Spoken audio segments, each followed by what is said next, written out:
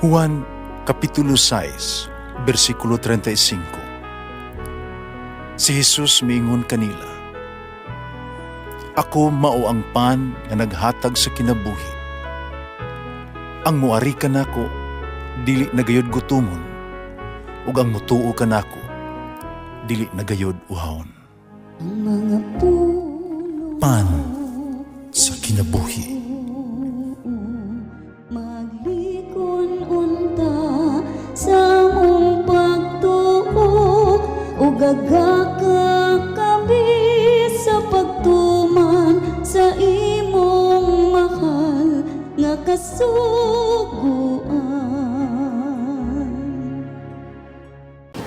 Ginoo man kaninyo. Santos Ebanghelyo sumala ni San Marcos. Unya gipaduol pag-usab ni Jesus apanon sa katawhan, ni miingon siya ngadto kanila. Pamati kamong tanan, sabtan ninyo kini. Bisan unsa nga mosulod sa ba sa tao, dili makahugaw kaniya. Ang makahugaw sa tao, mao kadtong mugula kaniya. Sa pagbiya na niya sa panon sa katawhan, ug pagsulod sa balay, ipangutana siya mga tinunan mahitungod niini mga panultihona. Sa inyo panabot, sa marabag kamo sa uban? Mitubag si Jesus kanila. Wala ba kamo di ay makasabot? Bisan unsa nga mosulod sa baba sa tao, dili makahugaw kaniya. Kay kini, dili man mosulod siya kasing-kasing, kundili ngadto sa iyang tiyan, ug unya mugula usab sa gawas. Sa pagsulti ni Jesus niini, iyang gipahayag nga mahimong kanon ang tanang pagkaon. Ipadayon siya sa pag-ingon, ang magkahugaw sa tao, maog kadtong mugula kaniya. Gikan sa sulod, gikan kasing-kasing sa tao, manggula ang mga daotang huna-huna, paghihilawas, pagpangawat, pagpatay, pagpanapaw, pagkaibog, pagpanlimbong, kalawayan, kasina, pagbutang-butang, pagpasigarbo, o pagbinuang. Kining tanan nagikan sa sulod sa tao kami makahugaw kaniya. Ang Ebanghelyo sa Ginoo. Pasalamati ang Ginoo kay siya maayo, ang iyang gugma mulungtad hangtod sa kahangturan.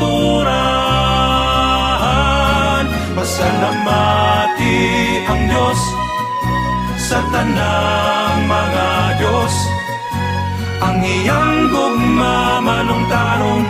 Pasalamati ang Ginoo sa mga Ginoo, ang iyang gugma balungtaron.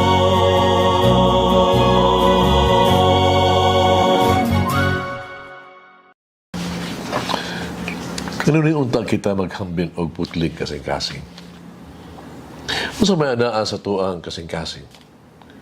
Unsa ang atong tuyo kung kita mabuhat sa may tuhang rason. Importante din sa Ebanghelyo karon mao ang kausaban sa kasing-kasing state of your heart. Ang usa ka hinlo pure na kasing-kasing atubangan sa Dios. Ug dili tungod sa pagtuman sa ritual ba, sa paghugas, sa pagkaon, sa mala, sa gimando sa mga Fariseo. Ang usa ka putli atubangan sa Dios dili tungod sa limpyo nga pagkaon nga iyang gikaon o limpyo nga butang nga iyang gikuha. Ang importante anaa sa tuang pagbag-o sa kinabuhi. Ang pagkahimog usa ka tinuol nga matinud-anon nga disipulo sa Dios, mao ang pagbaton og usa ka mahinusulon nga kasing-kasing ug magpuyo sa usa ka matinuoron ug balaan nga kinabuhi. Ang kaputli o pagkalipyo sa tubangan sa Dios, gisukod kung unsa ang naasto ang kasing-kasing. Ang tanan nga mosunod sa Dios, ang tanan may kahigayunan gayud nga makig-uban sa Dios. Ang tanan makaambit gyud sa iyang kinabuhi. Ang tanan makatrabaho sa iyang parasan. Dili kini pinaagi sa unsay atong gisulob, ug unsay anaa kanato, ug unsay ato ang gipadagya o nga mga butang. Ang ato ang relasyon sa Dios nagsunod sa ato ang conversion, sa ato ang pagkakabing ngadto kaniya. Ang sunod relasyon sa Dios mo ang paghimo sa atong mga kasing-kasing nga mahigugmaon siya sa ato ang kinabuhi nga gisaad sa iyahang kinabuhi. Si Jesus sa Ebanghelyo karong adlaw nangita sa kaputli sa ato ang mga kasing-kasing. Kung ato ang kasing-kasing putli, nang kita makasulti o makapaambit sa tinuod nga makapadasig ng mga pulong ngadto sa tuuban. Kung ato ang kasing-kasing limpyo, nang kita makahimo og matinuoron ug maayo mga buhat alang sa uban. Kung ato ang kasing-kasing puno sa gugma, nang kita makapasaylo o makapangayog pasaylo. Kung kita adunay maluluyon nga kasing-kasing, nang kita maghimong maumahon umubination ngadto sa ginahanglan.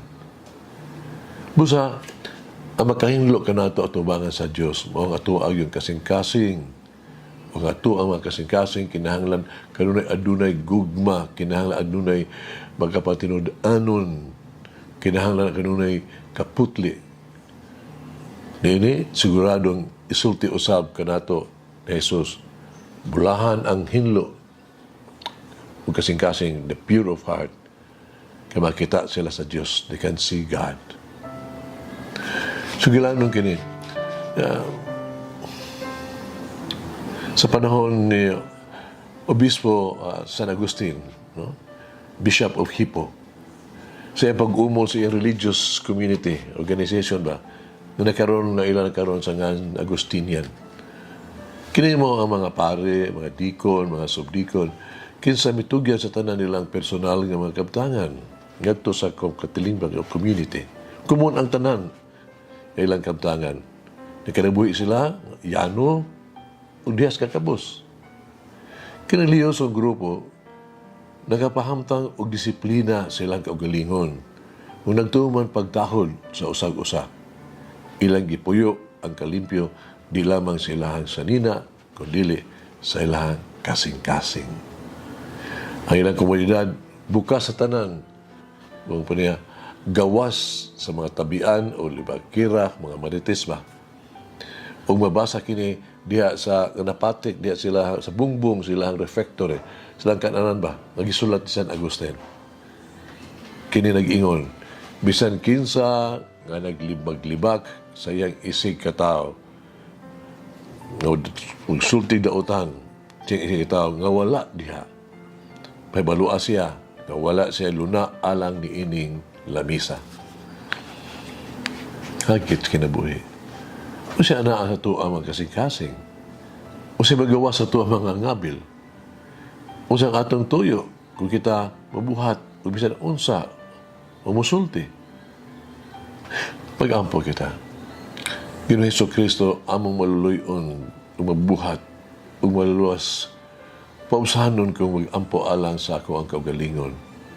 Ihatag ka na ako ang imuang grasya, para ako mabag-o, mahimong mas maayong tao. Ihatag ka na ako ang imong tabang, kung musunod ko sa ako ang kinabuhi diha kanimo, akong sundon imong kinabuhi. Tutuloy ako sa pag-anha kanimo, pagtawag kanimo kanunay. Ipalayo ako sa makasamo, sa mga tentasyon. Luwasa ako gikan sa limbong, gikan sa kaulag, gikan sa daotang mga hunang-huna, gikan sa pagkadautan, gikan sa kadalo, gikan sa kasina, gikan sa papangawat, o gikan sa pagdili ka matinuoron, gikan sa pagkamahitason, o gikan sa kabuang, gikan sa kakug, o gikan sa mga sala. Ginoong Jesus, ako manluluwas. Himo ang putli o yano akong kasing-kasing.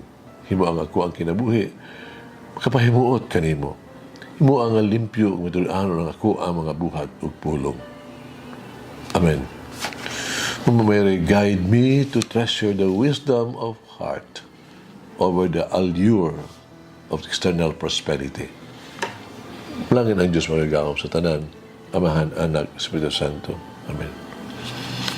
May the Lord of the divine mercy bless us all, heal us from all diseases and suffering. Ayun unta niya kita, tanang mga sakit na sa lawas o sa kalag, body and soul. In the name of the Father, the Son, and of the Holy Spirit. Jesus, I trust in you. Amen. Whoever eats the bread of life will never hunger, says the Lord. Kay galaan inyong nabati ang pagpaambit ug hamubong pamalandong sa pulong sa Dios pinaagi sa tulumanon pan sa kinabuhi nga gidumala ni Monsignor Daddy Silva. Hangtod na usab sa sunod higayon, daghang salamat. The bread of life.